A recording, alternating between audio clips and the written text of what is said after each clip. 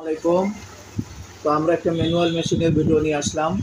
আসলে এই মেশিনটা ডেলিভারি যাবে ময়মনসিংহ বড় বাজার। আমার আবু তালেব ভাইয়ের অর্ডারকৃত মাল।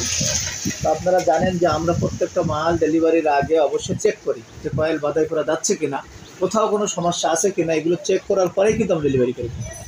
তারই ধারাবাহিকতায় এই মেশিনটা যেহেতু ময়মনসিংহ বড় বাজার ডেলিভারি হবে আজকে, তো এই জন্য আমরা এটা চেক দিচ্ছি, তার একটা ভিডিও।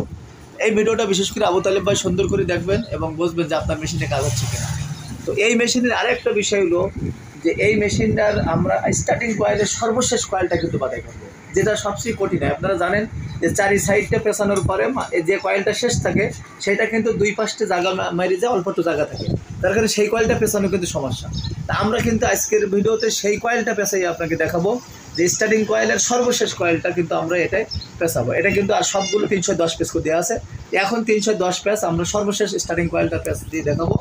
আর আমরা এই আর্মিসারগুলো কীভাবে এখানে বাদাই করি, এই যে ফাইবারটা কীভাবে কাটি, এটা কিন্তু আমাদের চ্যানেলে ভিডিও আছে, আপনারা অন্য ভিডিও দেখে এই ফাইবারের মাপ, এই আর্মিসারটা কীভাবে সেট করে এটা দেখে নেবেন।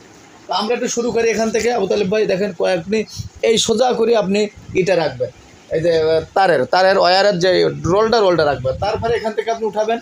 উঠাবার পরে এই যে একটা ওয়াশার ফান আছে দুই সাইডে, ওয়াশারের মাঝখান দিয়ে আপনি তারটা দিবেন। দেওয়ার পরে এখান থেকে একটা তামার পাইপ আছে, খুব চিকন করে আপনি দেখতে পাবেন, ওই তামার পাইপ দিয়ে আপনি আস্তে আস্তে ঢুকাই দেবেন। দেওয়ার পরে দেখবেন এখান থেকে বের হবে। এই তামার পাইপটা এখান থেকে বের হওয়ার পরে আপনি এই যে 3টি ওয়াশার আছে, এই 3টি ওয়াশারের ভিতরে ঢুকাই দেবেন।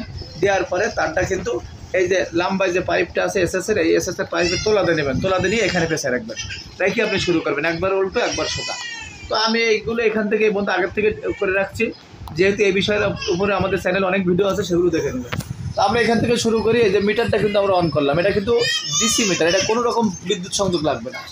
এইটা হলো আপনার শো, এটা জাস্ট আপনার কোনো কাজের না, এটা কিন্তু শো। আর এইটা রিসেট বাটন, সবসময় মাথায় রাখবেন, এখানেও রিসেট আছে, এটা পাওয়ার, এটা রিসেট। এই রিসেটটা আমরা দিচ্ছি এই জন্য যাতে এই রিসেটটা আপনি চাপা না লাগে বারবার, মিটারটা যাতে ভালো থাকে। এক্সট্রা একটা রিসেট বাটন দিচ্ছি, এটা রিসেট করবেন, এটা পাওয়ার করবেন, আর এটা একদম এক্সট্রা, এটা আপনার কোনো কাজের নেই। তো আমরা রিসেট দিছি, আমরাও পাওয়ার দিছি, মিটারটা চালু করছি। দেখেন এখানে 5 প্যাচ উঠে আছে, তার মানে আমি হাতে 5 প্যাচ দিয়ে নিয়েছি। সবসময়ের জন্য আপনারা এটা বাদাই করার পরে আগে আপনি হাতে এরকম 5 প্যাচ দিয়ে নেবেন। এই যে এরকম 1-2 প্যাচ 5 প্যাচ যা খুশি আপনি দিয়ে দেখবেন যে আপনার ঠিকঠাক কয়েলটা, এই তারটা যাচ্ছে কিনা জায়গা মতো, এগুলো একটু দেখে নেবেন। দেখার পরে যখন দেখবেন সব ঠিকঠাক আছে, তখনই কিন্তু আপনি এবার হাতে শুরু করবেন। তো আমি হাতে শুরু করতেছি, আপনারা খেয়াল রাখবেন, এখানে 310 প্যাচ তুলবো, এইখানে বিশেষ করে ধরবা।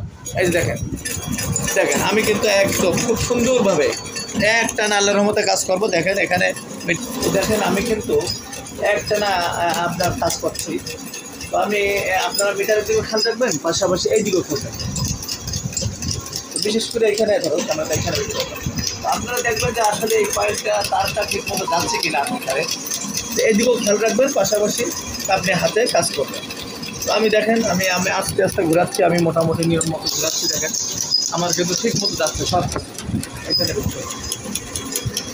দেখেন আমি কত সুন্দরভাবে কিন্তু আমি এই কয়েলটা পেঁচাচ্ছি, একদম আপনি এরকম রিল্যাক্সে আরামে বসে বসে আপনি এরকম একদম ইজি, আপনার কিন্তু হাতের এটা খুব ইজি ঘোরাবেন এবং কাজ করবেন। দেখেন আমার কিন্তু প্রায় 200 প্যাচ হয়ে গেছে। তবে এইটা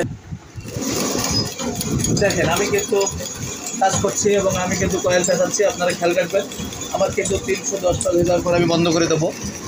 তো আপনারা জানেন আমার প্রায় শেষ, এখানে খেয়াল করেন আমি সর্বশেষ কয়েল, স্টার্টিং কয়েলের সর্বশেষ কয়েলটা কিন্তু আমি পেঁচাচ্ছি, এবং সেটা এই মেশিনে হয় কিনা সেটা কিন্তু আপনারা দেখবেন। তো মাঝে মাঝে একটু খেয়াল করবেন, যেহেতু সর্বশেষ কয়েলটা যদি দেখেন যে একটু জায়গার সমস্যা, তাহলে এরকম একটা স্কেল নেবেন, স্কেলের জন্য ধার না থাকে, স্কেলটা নিয়ে একটু ভিতরে এরকম চেপে দেবেন, হালকা একটু চেপে দেবেন। যেহেতু আমি দুই সাইডে হালকা একটু চেপে দিচ্ছি, যাতে আমার কয়েলটা খুব সেন্টার পেলেছে, জায়গা মতো যায়, আমার প্রায় শেষ পর্যায়ে। তো আমি একটু চেপে নিলাম, আর একটু সুন্দর করে চেপে নিলাম। এই তো আমার 290, আর প্রথমে আমি হাতে 30 প্যাচ দিয়েছিলাম, 20 প্যাচ দিয়েছিলাম, তাহলে তো আমার 310 প্যাচ ওকে। তো এইভাবেই কিন্তু এখন আমরা দেখবো যে এই কয়েলটা কেমন হয়েছে। আসেন দেখেন একদম খুব সুন্দরভাবে কিন্তু আমার কয়েলটা সেট হয়ে গেছে এপাশ ওপাশ মিলে, এবং আপনি দেখেন কোনো সমস্যা নেই। কিন্তু এইভাবেই কিন্তু আপনি এই মেশিনে কয়েলগুলো বাছাই করতে পারবেন। এটা আপনি যখন কাজ করবেন তখন আরও ইজিলিভাবে খুব কাজ করতে পারবেন। আসলে আমরা একটু তাড়াহুড়ো করে করি আপনাদেরকে বোঝানোর জন্য, তো আপনি আস্তে আস্তে কাজ করলে দেখবেন আরও সুন্দরভাবে এবং খুব ফিনিশিং সহকারে আপনি কাজ করতে পারবেন। এই কয়েলটা কিন্তু আমরা এইভাবে সেট করেছি, এক একটা মেশিন ডেলিভারি করেছি, একটা দুটো করে বাদাই করেছি, পুরো কয়েলটার স্টার্টিং কয়েলটা কিন্তু আমরা সম্পূর্ণ বাদাই করে ফেলেছি।